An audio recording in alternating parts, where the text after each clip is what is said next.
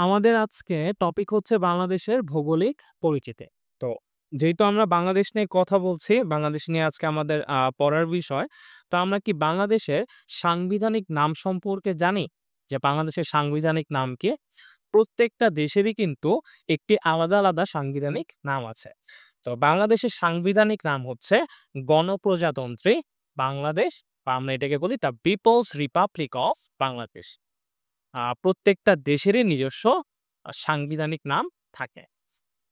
আচ্ছা, বাংলাদেশে আ এখানে কিছু কমন কোয়েশ্চেন আছে বাংলাদেশ সম্পর্কে, এবং এগুলা আমরা ছোটবেলা থেকে আসলে উল্টাপাল্টা করে ফেলি। যে বাংলাদেশের স্বাধীনতা দিবস কবে? বাংলাদেশের বিজয় দিবস কবে?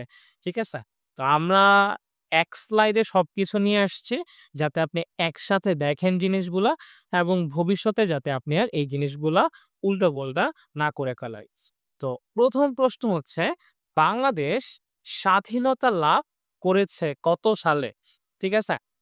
তো ১৯৭১ সালের ১৬ই ডিসেম্বর। আমরা দীর্ঘ ৯ মাস মুক্তিযুদ্ধের পর ১৯৭১ সালের ১৬ই ডিসেম্বর স্বাধীনতা অর্জন করি, এবং আমরা স্বাধীন হই, একটা স্বাধীন দেশ পাই। তো বাংলাদেশে স্বাধীনতা লাভ করেছে ১৯৭১ সালে ১৬ই ডিসেম্বর। আচ্ছা, বাংলাদেশের রাজধানী কি? হ্যাঁ, ওকে, এটা আমরা সবাই জানি যে বাংলাদেশের রাজধানী হচ্ছে ঢাকা। বাট পরের কোয়েশ্চেনটাও কিন্তু আমরা ঢাকায় অ্যান্সার করি। পরের কোয়েশ্চেনটা হচ্ছে বাংলাদেশের বাণিজ্যিক রাজধানী কে? তো আমরা সামহাউ এটাও অ্যান্সার করে আসি ঢাকা। ঠিক আছে? বাট বাংলাদেশের বাণিজ্যিক রাজধানী কিন্তু ঢাকা না। বাংলাদেশের বাণিজ্যিক রাজধানী হচ্ছে চট্টগ্রাম। ঠিক আছে? সো এই ভুলটা আপনারা প্লিজ কইরেন না। আচ্ছা, পরের প্রশ্নটা হচ্ছে, বাংলাদেশের জাতীয় ও স্বাধীনতা দিবস পালন করা হয়। ঠিক আছে? জাতীয় দিবস কবে আর স্বাধীনতা দিবস কবে? হ্যাঁ? বাংলাদেশের জাতীয় ও স্বাধীনতা দিবস পালন করা হয় হচ্ছে ২৬শে মার্চ। ২৫শে মার্চ যখন বঙ্গবন্ধু শেখ মুজিবুর রহমানকে ২৫শে মার্চ রাতে যখন তুলে নেওয়া হয়, তিনি কিন্তু ঐদিনই কিন্তু স্বাধীনতার ঘোষণা দিয়ে দেয়। ঠিক আছে? ঐদিন থেকেই কিন্তু আ স্বাধীন আ তিনি বলেন যে, "বাংলা এখন স্বাধীন।" তো দ্যাটস ওয়াই ঐদিনই হচ্ছে আমাদের স্বাধীনতা এবং জাতীয় দিবস পালন করা হয়। একটা কোয়েশ্চেন হচ্ছে, বাংলাদেশ স্বাধীনতা লাভ করেছে কত সালে? ১৯৭১ সালের ১৬ই ডিসেম্বর। আর আরেকটা হচ্ছে, বাংলাদেশের জাতীয় ও স্বাধীনতা দিবস পালন করা হয়, সেটা হচ্ছে ২৬শে মার্চ। ২ টা কিন্তু ২ কোয়েশ্চেন, হ্যাঁ? আচ্ছা, পরের কোয়েশ্চেন যদি দেখি, বিজয় দিবস পালিত হয় কবে? হ্যাঁ? বিজয় দিবস পালিত হয় ১৬ই ডিসেম্বর। ১৬ই ডিসেম্বর আমরা স্বাধীনতা লাভ করি, এবং এটা হচ্ছে আমাদের বিজয় দিবস। আর ২৬শে মার্চ হচ্ছে জাতীয় দিবস ও স্বাধীনতা দিবস। সো এই প্রশ্নগুলা আমরা অনেক ভুল করি, হ্যাঁ? প্রত্যেক পরীক্ষার্থী আমরা অনেক ভুল করি। সো এই কারণে এই প্রশ্নগুলা একই স্লাইডে আনা হয়েছে যাতে আপনি এই প্রশ্নগুলা ভবিষ্যতে আর না ভুল করেন। তো আমরা আমাদের পরবর্তী স্লাইডের দিকে যাচ্ছি। বাংলাদেশের অবস্থান। তো পৃথিবীতে বাংলাদেশের অবস্থান কোথায়? আমি যদি বলি, অন্য কাউকে বলি যে, আচ্ছা, এ আমি হচ্ছে বাংলাদেশে থাকি। সে বলবে অ্যাকচুয়ালি বাংলাদেশ কোথায় আছে, হ্যাঁ?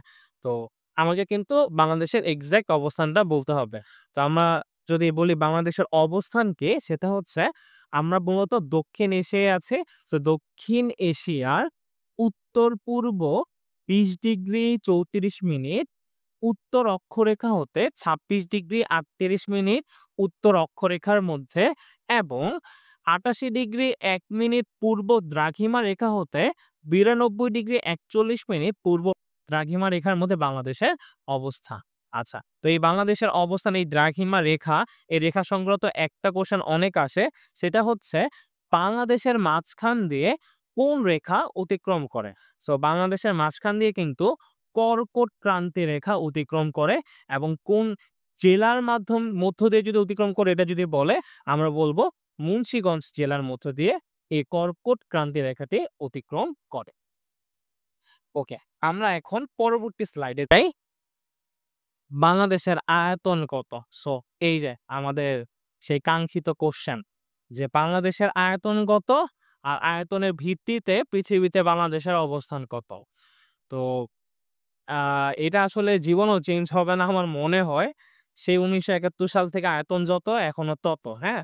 বাংলাদেশের আয়তন হচ্ছে ১,৪৭,৫৭০ বর্গ কিলোমিটার। আর আয়তনের ভিত্তিতে পৃথিবীতে বাংলাদেশের অবস্থান হচ্ছে ৯০তম। এটা জীবনেও চেঞ্জ হবে না। যদিও এখন আয়তন কিন্তু অনেক বাড়ছে। বাট অ্যাকচুয়ালি আমাদের যদি কোনো পরীক্ষায় বাংলাদেশের আয়তন কত দেয়, আ আমরা কিন্তু আমাদের আগের তথ্যটাই দিতে হবে। ১,৪৭,৫৭০ বর্গ কিলোমিটার। তারা এটা ছাড়া নতুন যে আয়তনটা হইছে, ওই আয়তনটা আসলে অপশনই রাখে না অনেক সময়, হ্যাঁ? তবুও আপনার জানার জন্য আমি এখানে দিয়ে দিচ্ছি যে ২০২৫ সাল অনুযায়ী বাংলাদেশের আয়তন প্রায় ১,৪৯,২১০ বর্গ কিলোমিটার। এটা কিন্তু বাড়ছে। আয়তনটা আসলে বাড়ছে কেমনে? আমরা কি আমাদের পাশে তো ২ টা দেশ ইন্ডিয়া আর মায়ানমার। আমরা কি যুদ্ধ কইরা তাদের দেশ কিছু দখল করছি? না। অ্যাকচুয়ালি আয়তনটা হচ্ছে ভূমির হিসাব করা হয়।